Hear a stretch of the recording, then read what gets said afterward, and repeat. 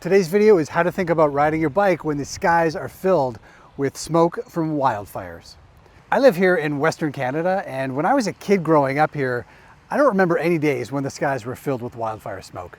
Today's a pretty clear day here, which I'm thankful for, but this year it started in May. A hazy and smoky weekend. A fast-moving fire. 155 hectares in size. And I think we're in for a summer with all kinds of days filled with wildfire smoke. I know some people who've lost their homes and their livelihoods to wildfires, and so I feel very lucky, but that doesn't mean I'm not impacted by it. And it's not just me. If you live anywhere in North America, you might be impacted by this. If you live in Australia, you've probably had lots of wildfire smoke days.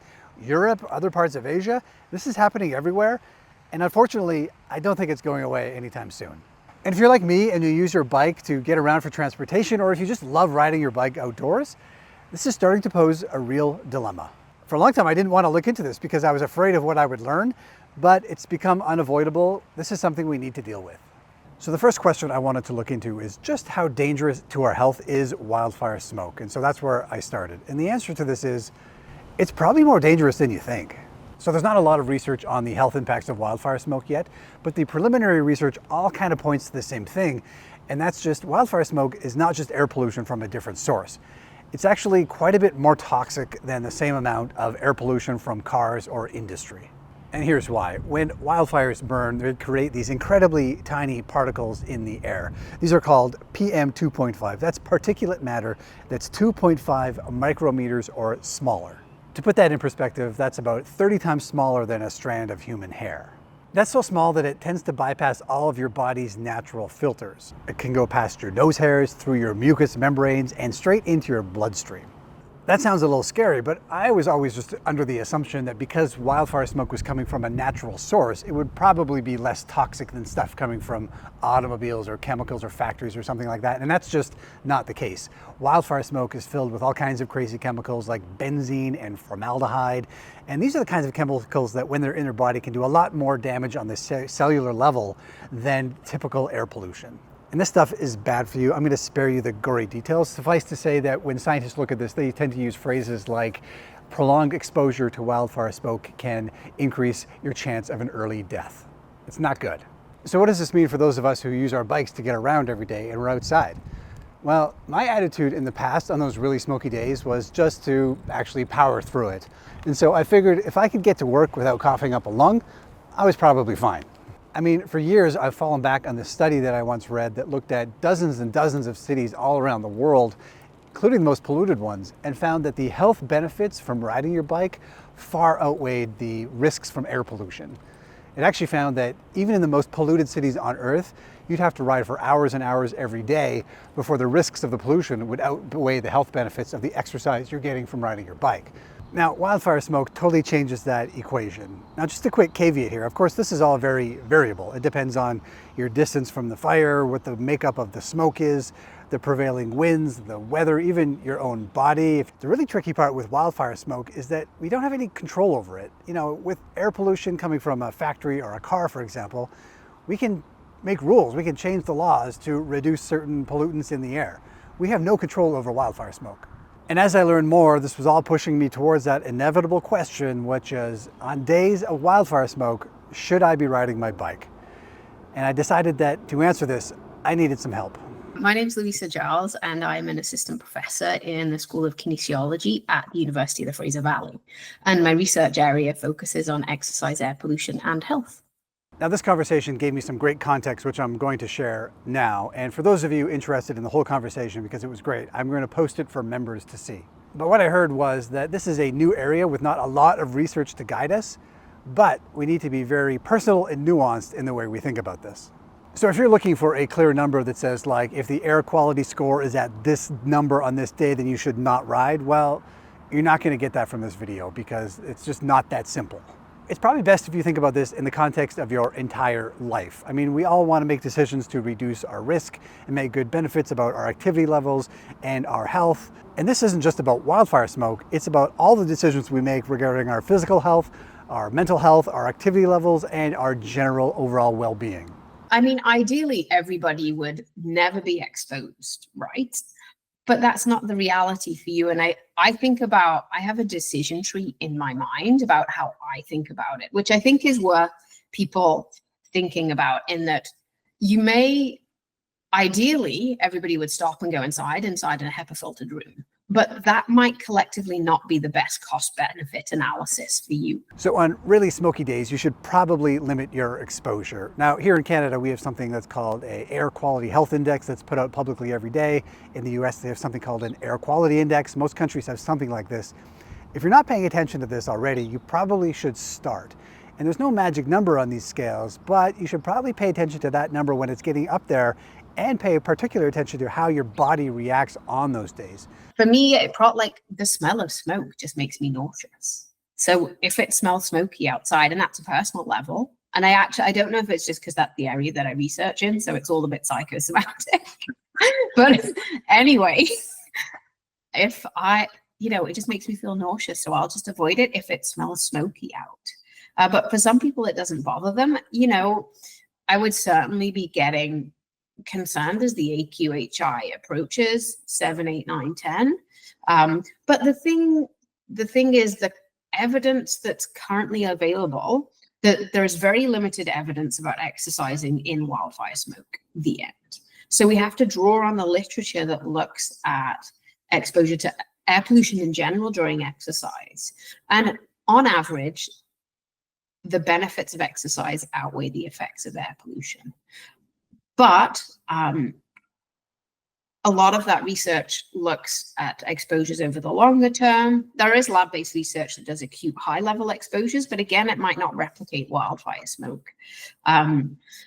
So yeah, again, I think it depends on a personal level, but I err on the side of caution. And if it's smoky and I go outside, I just wear a mask. Yes, you can wear a mask, but those surgical masks or just pulling a buff over your face is not really going to do anything. The particles that I mentioned earlier, they're so small, they're just going to go right through there. But an N95 mask, which unfortunately you probably remember from COVID, well, if it's a well-fitting mask, it can filter out particles of that size. That's totally why those things exist. Now, if you're worried about wearing an N95 while you're cycling, well, I get that. They can be uncomfortable, but there's no evidence that wearing a mask while you're exercising will cause any harm to you. The one thing to pay attention to is when you are moving around a lot, it can move your mask. And if it's not fitting well, it's not going to be as effective as it could be. Now, if you don't want to wear a mask, limit your exposure in other ways. If it's a really bad day, then maybe you try to work at home that day or work indoors in a filtered space. I know not everybody has that option, but it's a good one if you can do it. But then also what people often forget is there are 24 hours in a day. So outside of your commuting time, what else are you doing? And are you running errands with the windows down in your car? Are you leaving the house and not wearing a mask? So think about minimizing your exposure throughout that day. If you need to go outside, try to keep the amount of time outdoors limited. And if you are indoors, try to keep your space as clean as you can. Keep the windows closed. HEPA filters can make a difference as well. If your answer is no to the question about working out in an indoor clean air space, then I asked myself, can I rest today? And I think that's an individual decision, because like you say, for some people, they need to be outside, whether it's for active transportation purposes, whether it's for mental well-being, whether it's they have no other way to get to work or to school. The first thing is, if people can say yes to rest, then yeah, absolutely rest. Especially, I'm talking now if it's an acute exposure. This response might be different if you're chronically exposed to wildfire smoke for a month at a time. But what people need to hopefully think about is, if they do choose to rest that day, think about taking care of their mental well-being.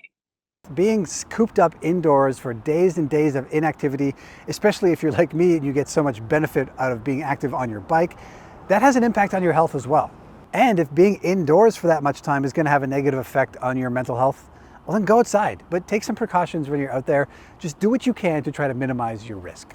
Okay, so you probably want some practical advice. Well, the best thing that maybe I can do right now is tell you what I'm going to do, what's changed for me since I've learned all this stuff researching this video.